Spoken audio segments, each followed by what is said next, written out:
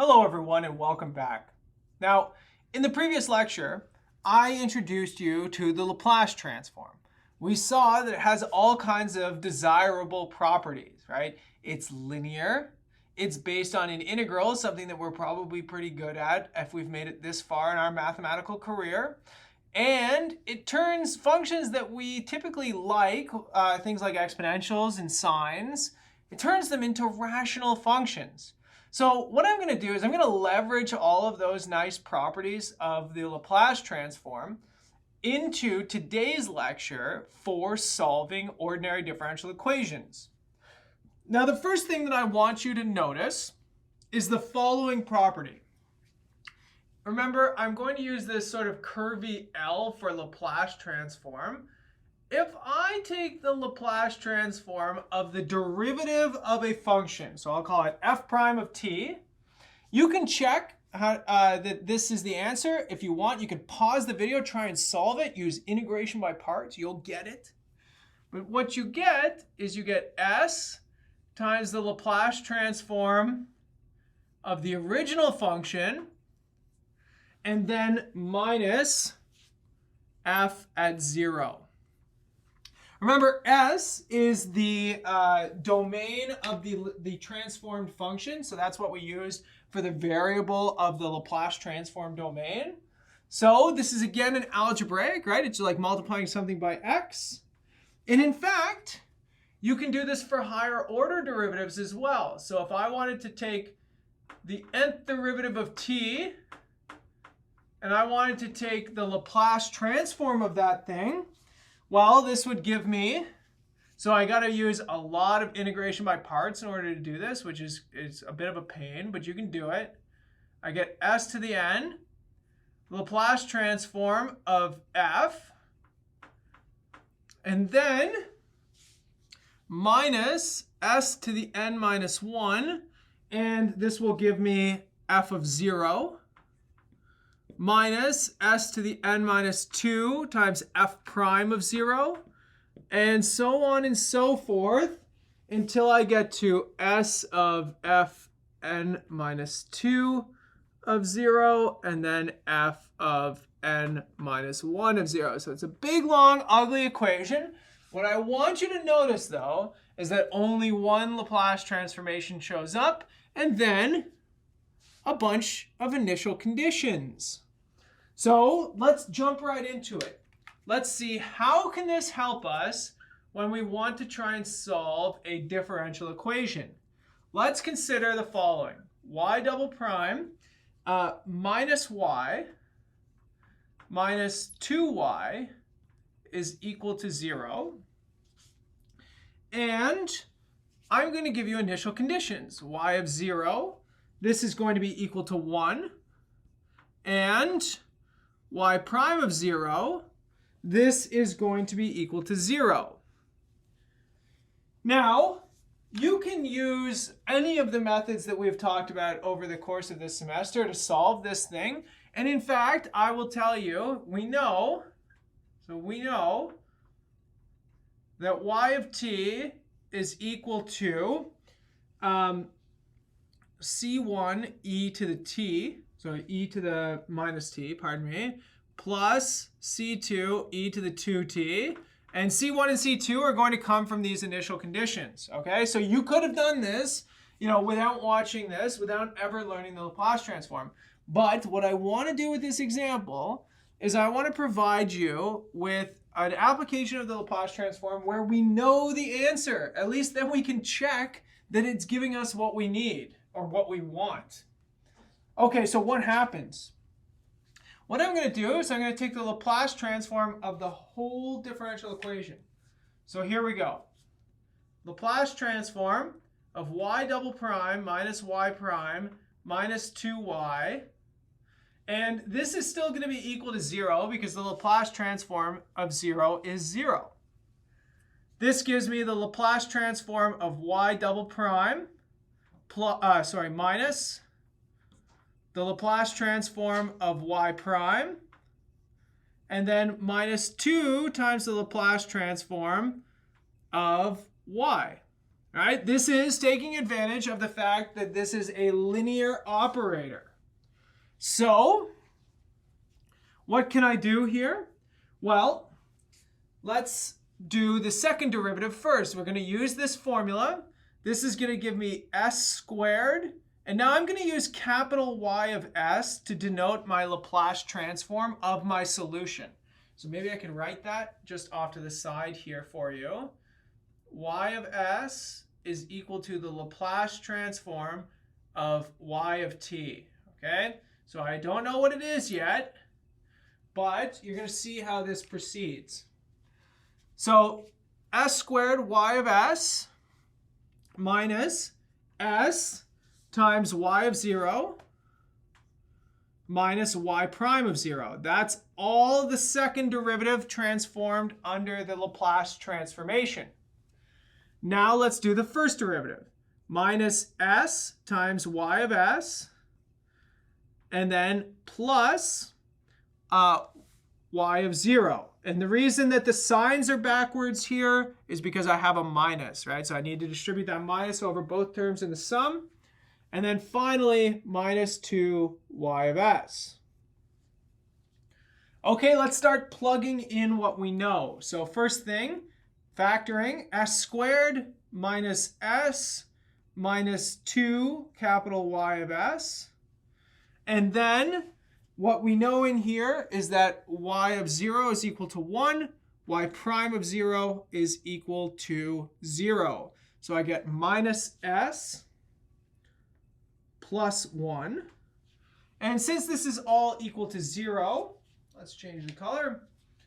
This gives me capital Y of s is equal to, now I get s minus 1 divided by s squared minus s minus 2.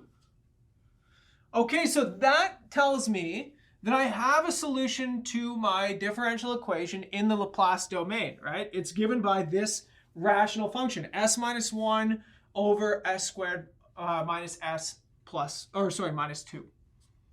Okay, but I didn't ask you for what the solution is in the Laplace domain. I asked you for what the solution is, in the proper time domain. So this doesn't quite help me. What I need to do is I need to transform it back. Now, the way that I'm going to do this is I'm going to use one of those examples that I gave you in the previous lecture. And the goal is going to be to write this as something over s minus 2 plus something over s plus 1. Right? So I'm going to use a partial fractions result.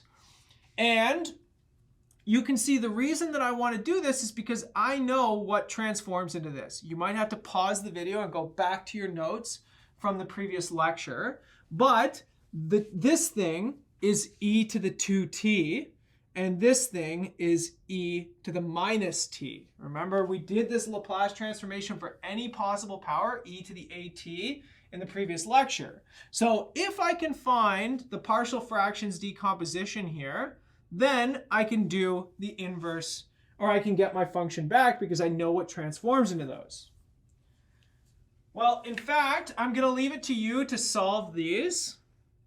In fact, you can get a is equal to 1/3, and b is equal to 2/3. And so therefore, y of s is equal to 1/3 over s minus 2 plus 2/3 over s plus 1. And as I just said, we know what transforms into that. So this gives me that little y of t, my solution to my differential equation, is 1/3 e to the 2t, and then plus 2/3 e to the minus t. Okay, so we've done a little bit of partial fractions in this class. I'm expecting that you can do this on your own, so you can go back and check that you actually get these values. What I want you to see here, though, is that once I get this written as these little simple fractions, well, I know what transforms into those things. And so therefore, I can say, well, if I took the Laplace transform of this, I would get this. Therefore, if I undo the Laplace transform, I get back to these things right here. Right? So it doesn't require an inversion relation. It requires me to understand what maps to what. And it's based on those examples that I gave you in the previous lecture. Okay, so let's keep rolling. Let's keep going with this. Let's do another example. So here's what I want my example to be. Example, let's give it y double prime plus y is equal to sine of 2t. Okay, and now I also, when I'm going to solve these Laplace transform equations, I clearly need some initial conditions. So it needs to be an initial value problem that I'm solving. And that comes from the fact that I need all of this information when I'm taking the Laplace transforms of derivatives of functions. Okay. Now, you could solve this through the method of undetermined coefficients, right? Now, I don't know about you, but I remember the method of undetermined coefficients being a bit of a pain. I remember not liking doing it very much. So maybe the Laplace transform can offer us an alternative method. It sort of depends on what you find easier, right? I particularly find partial fractions to be a little bit easier, but maybe you find the method of undetermined coefficients to be a little bit easier. So it's sort of up to you, but let me show you how this works. So the Laplace transform, so taking the Laplace transform of this, so let's say apply Laplace.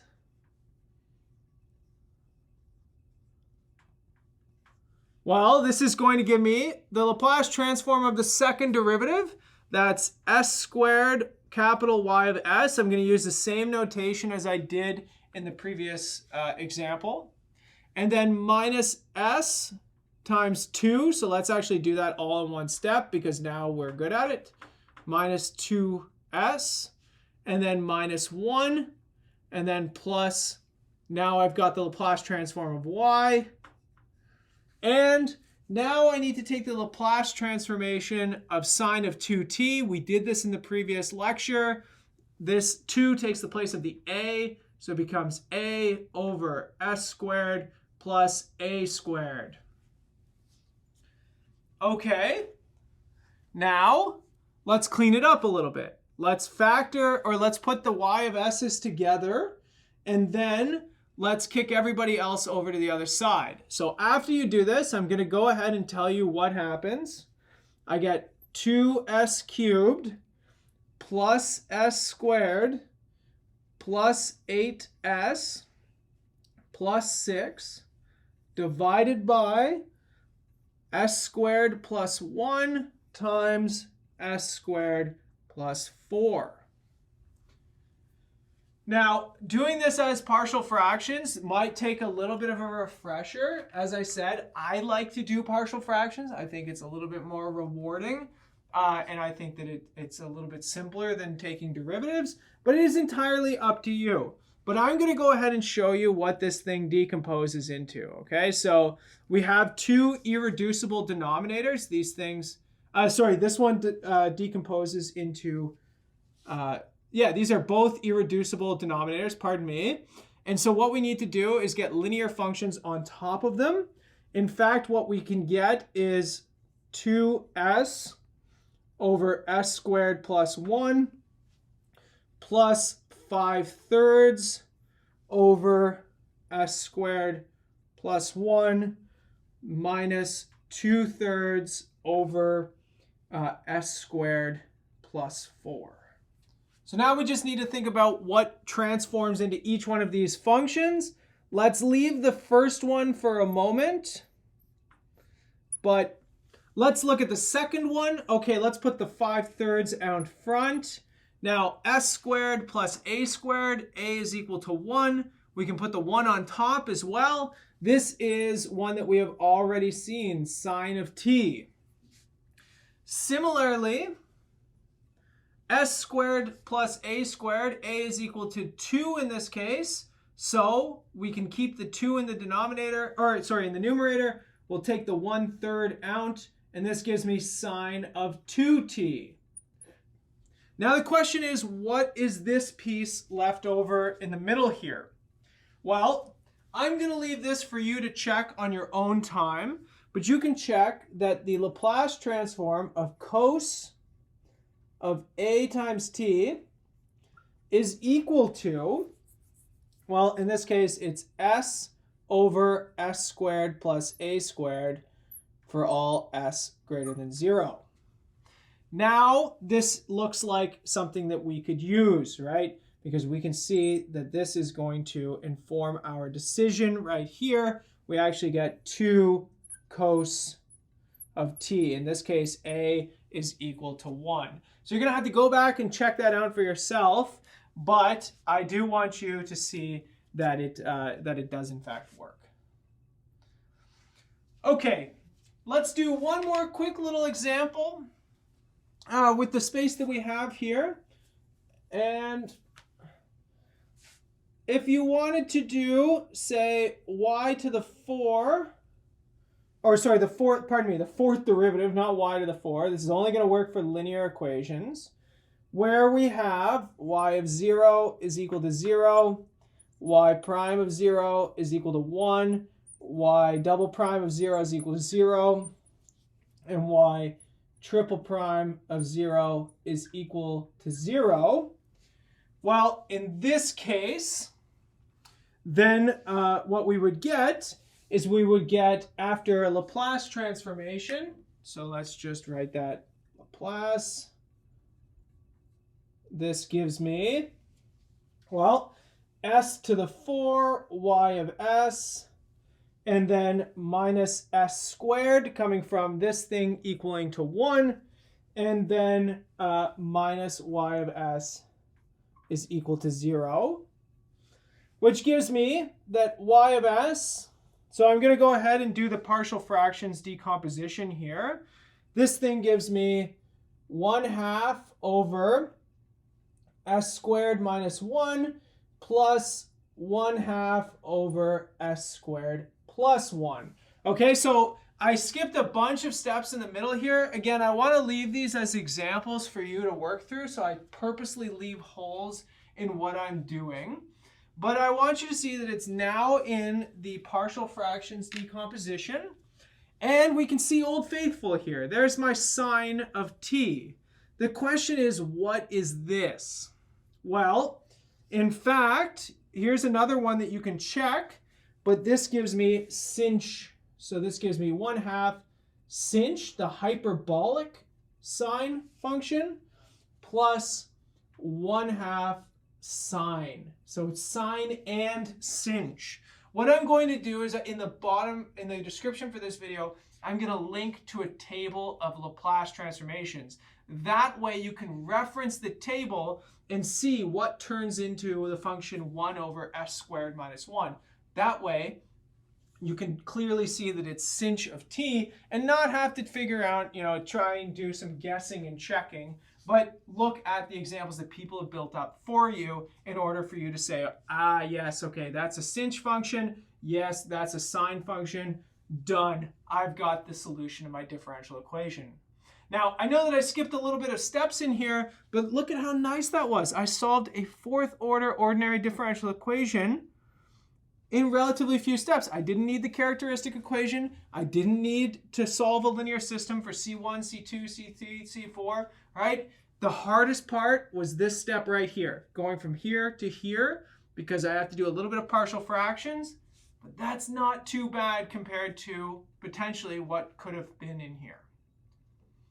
Okay, in the final lecture in this series that we're going to come back with, we are going to start talking a little bit about step functions, and we are going to solve differential equations with discontinuous right-hand sides. So these step functions, or these piecewise continuous or piecewise constant functions that we see all throughout engineering applications. So I'll see you in the next video.